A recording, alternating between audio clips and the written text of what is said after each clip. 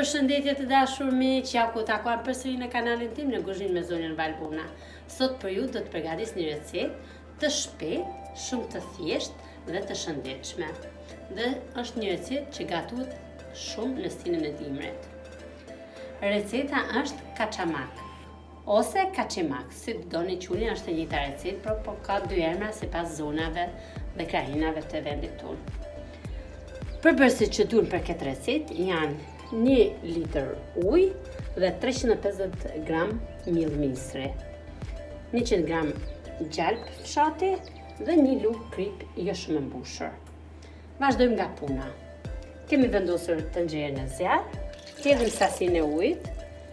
Sasia kripës për këtë sasi ujë që ne kemi zgjedhur është kaq, pra, nuk do t'i hedhni shumë krip.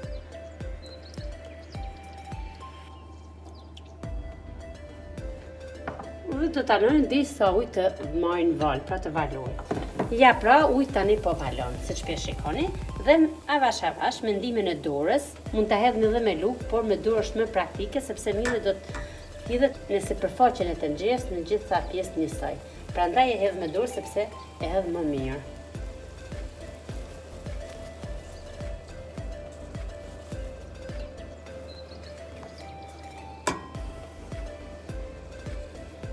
Do ta lëni që të zihet në temperaturë mesatare. Kryesorja e kësaj recete është zirja që bëhet tani e miellit me ujë.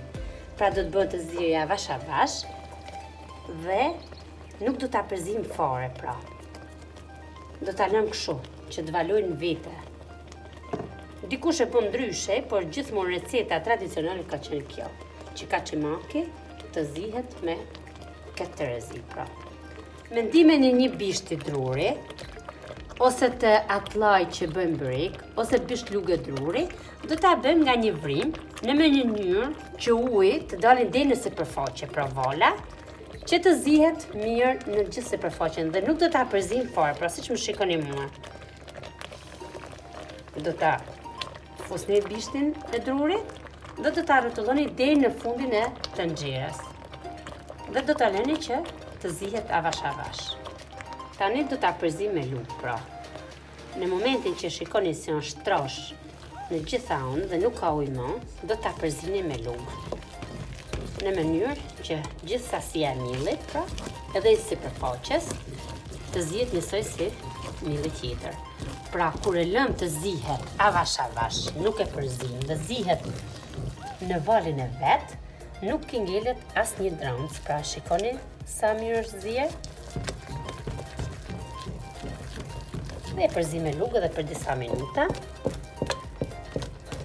derisa të trashet në mosën që dua. Sepse kaçemaki nuk du të dalin shumë i hollë.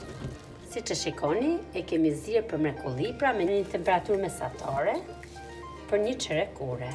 Dhe është zier perfekt. Në këtë mas tani do ta hiqim dhe do të bëjmë shkryerjen e gjalpit për ta servir dhe për ta bërë gati. Kaçemakin e kemi zier, kemi lënë veçantë, tani do të bëjmë shkryerjen e gjalpit. Shkryerja e gjalpit do të jenë e mirë, jo vetëm të lohet, por të shkryhet, pra të ligjet, pa që të marrin aromen karakteristike. Unë kam marrë një sasi gjalpit të madhe, por duhet ta shjerrin maksimum sepse gjalpi jep shije. Ju mund të merrni edhe më pak për ta ruajtur shëndetin, por si të keni dëshirë.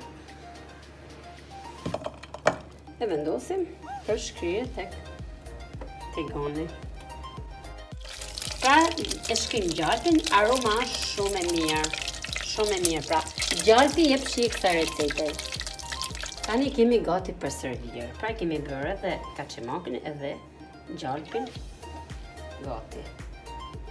E hedhim një sasi tek pjata që do ta servirin dhe e marrim nga një lugë dhe hedhni tek pjata. E ngjeshni pak shumë, shtypni dhe me majën e lugës merrni një sasi gjalpi e ja hedhni sipër.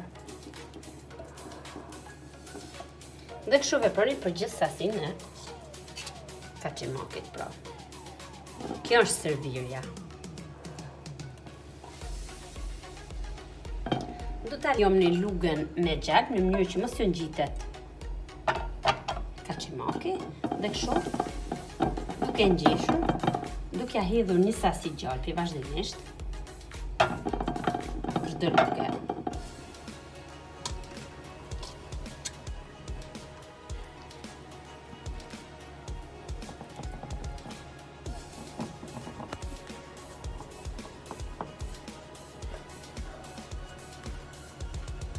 Ja, pra të dashur miq, receta sa pak ka përfunduar dhe ju rekomandoj që këtë recetë shijoni të ngrohtë dhe ta shoqëroni me kos dhe me djathë të bardhë. Duke ju falendëruar shumë për njekjen që më bët, mos harroni të bëni subscribe te kanali im dhe shihemi së shpejti në videon e radhës. Mirupafshim!